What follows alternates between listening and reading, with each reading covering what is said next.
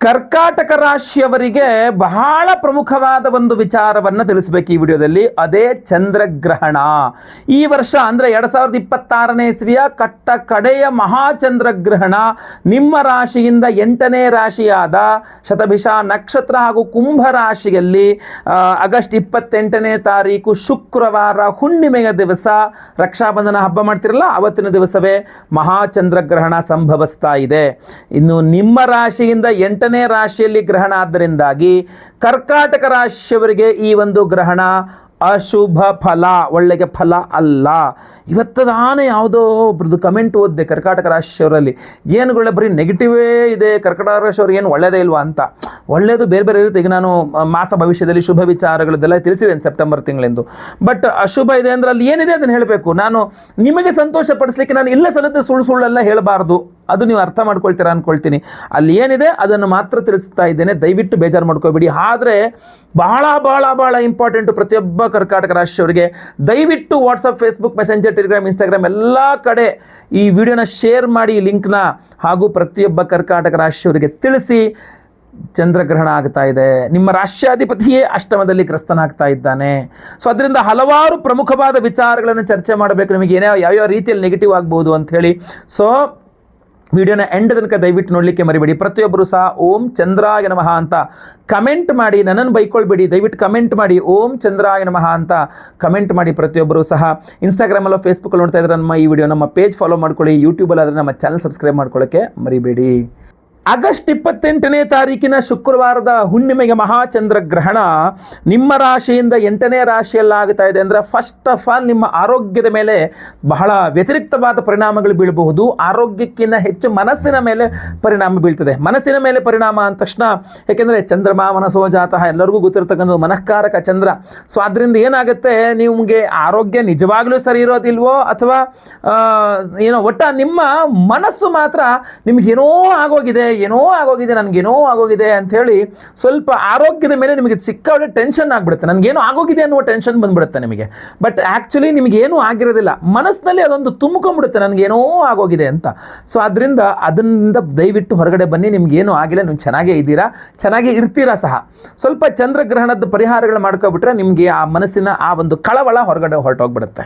ಆಮೇಲೆ ಬಹಳ ಇಂಪಾರ್ಟೆಂಟ್ ಆಗಿ ಇನ್ನೊಂದು 28 ದಿವಸವೋ 48 ದಿವಸವೋ ಅನಾವಶ್ಯಕ ಇಲ್ಲದೆ ದೂರ ಪ್ರಯಾಣ ಯಾವುದೋ ಗಾಡಿ ಓಡಿಸೋದು, ನಾನು ಕಾರ್ ಓಡಿಸ್ಕೊಂಡು ಹೋಗ್ಬೇಕು, ನನ್ನ ಏನೋ ಪ್ರಯಾಣಾದಿಗಳೇ ಬೇಡ. ಅಂದರೆ ಈಗ ನೀವು ಡ್ರೈವರು ಅಂತಂದರೆ ಪ್ರಶ್ನೆ ಬೇರೆ, ಅದನ್ನು ಹೊರತುಪಡಿಸಿ ಪ್ರಯಾಣಾದಿಗಳು ಅನಿವಾರ್ಯತೆ ಇಲ್ಲದೋದ್ರೆ ದಯವಿಟ್ಟು ಮಾಡೋಕ್ಕೆ ಹೋಗಬೇಡಿ, ಬಹಳ ಇಂಪಾರ್ಟೆಂಟ್. ಆಮೇಲೆ ವಿವಾಹಿತ ಕರ್ಕಾಟಕ ರಾಶಿಯ ಸ್ತ್ರೀಯರು ಇರ್ತಾರಲ್ಲ, ನಿಮಗೆ ಡಬಲ್ ಜವಾಬ್ದಾರಿ. ನಿಮ್ಮ ಬಗ್ಗೆಯೂ ನೀವು ಎಚ್ಚರಿಕೆ ವಹಿಸಬೇಕು, ನಿಮ್ಮ ಯಜಮಾನರ ಬಗ್ಗೆಯೂ ಎಚ್ಚರಿಕೆ ವಹಿಸಬೇಕು. ಯಾಕೆಂದರೆ ಮಾಂಗಲ್ಯ ಸ್ಥಾನದಲ್ಲಿ ಚಂದ್ರಗ್ರಹಣ ಆಗ್ತಾ ಇರುವಂಥದ್ದು.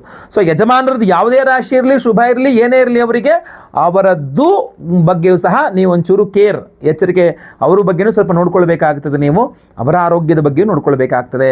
ಸೊ ನಿಮ್ಮ ಆರೋಗ್ಯ ಬಗ್ಗೆ ನೋಡ್ಕೊಳ್ಬೇಕು, ದೂರ ಪ್ರಯಾಣಾದಿಗಳು ಮಾಡಬಾರ್ದು. ಈ ವಿವಾಹಿತ ಕರ್ಕಾಟಕ ರಾಶಿಯ ಸ್ತ್ರೀಯರಾದರೆ ಯಜಮಾನರ ಆರೋಗ್ಯದ ಬಗ್ಗೆಯೂ ಸಹ ಬಹಳ ಮುಖ್ಯವಾಗಿ ನೋಡ್ಕೊಳ್ಬೇಕಾಗ್ತದೆ.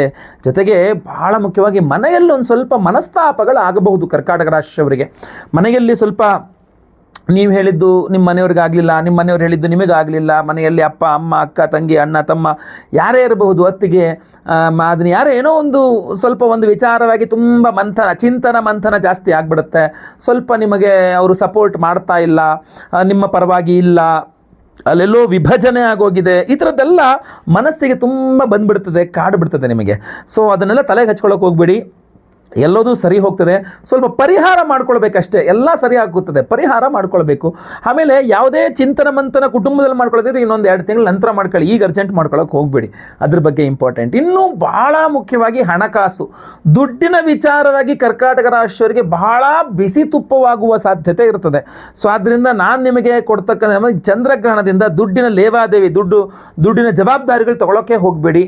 ದುಡ್ಡಿನ ಜವಾಬ್ದಾರಿ ನಿಮಗೆ ಕೊಟ್ಟರು ಕೂಡ ಯಾವುದೋ ಒಂದು ಸಂಘದಲ್ಲೋ ಆಫೀಸಲ್ಲೋ ಮತ್ತೊಂದು ಎಲ್ಲೋ ದುಡ್ಡಿನ ಜವಾಬ್ದಾರಿಯಿಂದಪ್ಪ ಅಂತಂದರೆ ಬಡಪ ನಾನು ಯಾವ ದುಡ್ಡಿನ ಜವಾಬ್ದಾರಿನೂ ತಗೊಳಲ್ಲ, ನನ್ನ ಕೈಲಿ ಏನಾಗುತ್ತೆ ಅದನ್ನು ಕೊಡ್ತೀನಿ, ನನ್ನ ಕೈಲಿ ಏನಾಗುತ್ತೆ ಮಾಡಿ, ಬಟ್ ನನಗೆ ಆ ವ್ಯವಹಾರಗಳು ನನಗೆ ಹಚ್ಚಬೇಡಿ ಅಂತ ಹೇಳ್ಬಿಟ್ಟು ವ್ಯವಹಾರಗಳಿಂದ ದೂರ ಇರಿ, ಆದಷ್ಟು ಜಾಸ್ತಿ ದೂರ ಇರಿ, ಆಯ್ತಲ್ವಾ. ಈ ದುಡ್ಡಿನ ವ್ಯವಹಾರಗಳು ಒಂದು ಸ್ವಲ್ಪ ನಿಮಗೆ ದುಃಖವನ್ನು, ಅವಮಾನವನ್ನು, ಆಪಾದನೆಗಳನ್ನೂ ಸಹ ಕೊಟ್ಟರು ಆಶ್ಚರ್ಯ ಇಲ್ಲ. ಸೊ ಯಾಕಂದರೆ ಚಂದ್ರಗ್ರಹಣವೇ ಹಾಗೆ. ಸೊ ಅದರಿಂದ ಮನಸ್ಸಿಗೆ ದುಃಖವನ್ನು ಕೊಡ್ತಾನೇ ಇರುತ್ತೆ.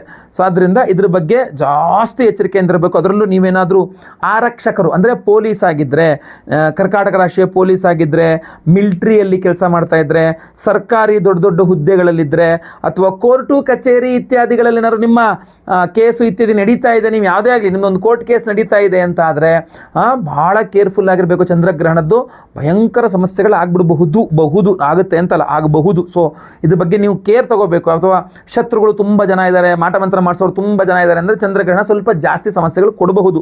ಶತ್ರುಗಳ ಕಾಟ ಜಾಸ್ತಿ ಮಾಡಿಬಿಡುತ್ತೆ ಅಷ್ಟಮದಲ್ಲಿ ಗ್ರಹಣ ಆದಾಗ, ಏನು ಮಾಡ್ಲಿಕ್ಕೆ ಆಗಲ್ಲ. ಸೊ ಅದರಿಂದ ರಕ್ಷಣೆ ಮಾಡ್ಕೊಳ್ಳೋದು ಮುಖ್ಯ, ಪರಿಹಾರ ಮಾಡ್ಕೊಳ್ಳೋದು ಮುಖ್ಯ. ಏನು ಪರಿಹಾರ? ಅವತ್ತಿನ ದಿವಸ ಅಂದರೆ ಗ್ರಹಣದ ದಿವಸವೇ ನೀವು ಬೆಳಗ್ಗೆ ಎದ್ದು ಸ್ನಾನ ಮಾಡ್ಕೊಂಡು ಮನೆ ಹತ್ರ ಇರುವ ಈಶ್ವರನ ದೇವಸ್ಥಾನಕ್ಕೆ ಹೋಗಿ ಹಾಲಿನಲ್ಲಿ ರುದ್ರಾಭಿಷೇಕ ಮಾಡಿಸಿ ಅಲ್ಲಿ ಅರ್ಚಕರಿಗೆ ಬಿಳಿ ಅಕ್ಕಿಯನ್ನು ಬಿಳಿ ಬಣ್ಣದ ಪಂಚಶಲ್ಯವನ್ನು ದಾನ ಮಾಡಿ, ಚಂದ್ರಬಿಂಬ ಇಟ್ಟು ದಾನ ಮಾಡಿದ್ರೆ ಇನ್ನೂ ಒಳ್ಳೆಯದು. ಇಲ್ಲ ಅಂದರೆ ಹಾಗೆ ಅಷ್ಟೇನಾದ್ರು ದಾನ ಮಾಡಿಕೊಂಡು ಪ್ರದಕ್ಷಿಣ ನಮಸ್ಕಾರ ಮಾಡ್ಕೊಂಡು ಬನ್ನಿ, ತುಂಬ ಒಳ್ಳೆಯದು. ಎಷ್ಟಾಗುತ್ತೋ ಅಷ್ಟು ರಕ್ಷಣೆ ಸಿಗುತ್ತೆ. ಇಲ್ಲ ಪವರ್ಫುಲ್ ಆಗಿರ್ತಕ್ಕಂಥ ರಕ್ಷಣೆ ಬೇಕು, ಅದ್ಭುತವಾದ ಪರಿಹಾರ ಬೇಕು ಅಂದರೆ ನಿಮಗೋಸ್ಕರ ನಾವು ಮಾಡ್ತಾ ಇದ್ದೇವೆ. ಅದ್ರ ಬಗ್ಗೆನೂ ಸಹ ತಿಳ್ಕೊಳ್ಳಿ ನೀವು.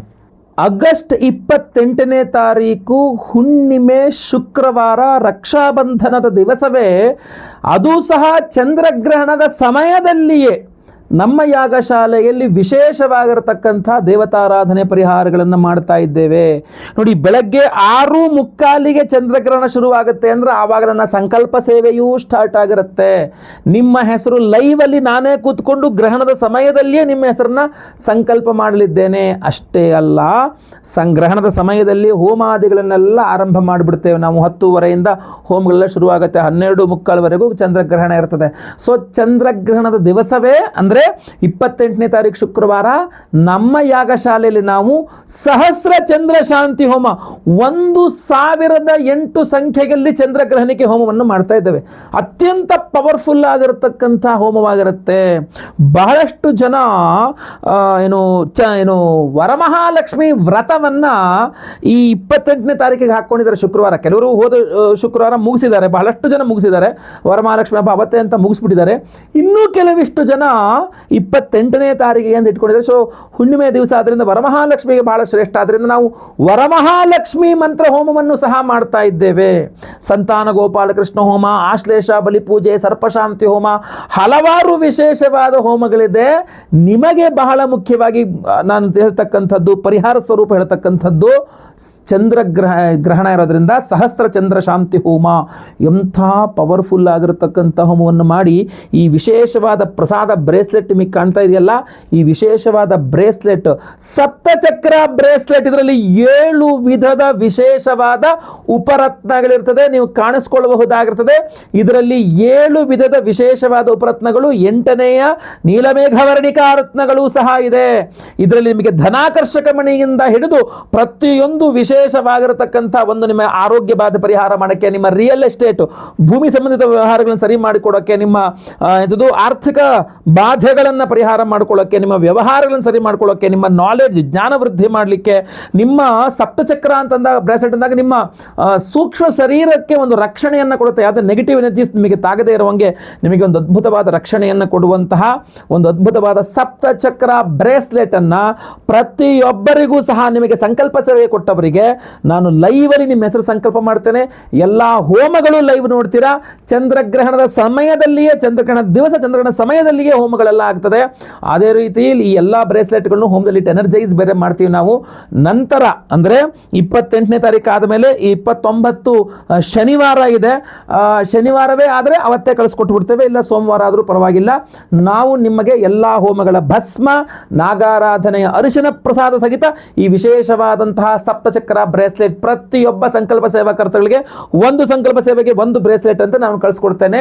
ದಯವಿಟ್ಟು ನಿಮ್ಮ ಹೆಸರು, ಗೋತ್ರ, ನಕ್ಷತ್ರ, ರಾಶಿ, ವಿಳಾಸ ಎಲ್ಲ ವಾಟ್ಸಪ್ ಮಾಡ್ಕೊಳ್ಳಿ. ಇಲ್ಲ ನಿಮ್ಮ ಮನೆಯವರಲ್ಲಿ ಯಾರಿಗಾರು ಗ್ರಹಣ ದೋಷ ಇದೆಯಾ ಅವರಿಗೋಸ್ಕರ ಸಪ್ರೇಟ್ ಆಗಿ ಅವ್ರ ಹೆಸರಲ್ಲೂ ಕೊಟ್ಕೊಳ್ಳಿ.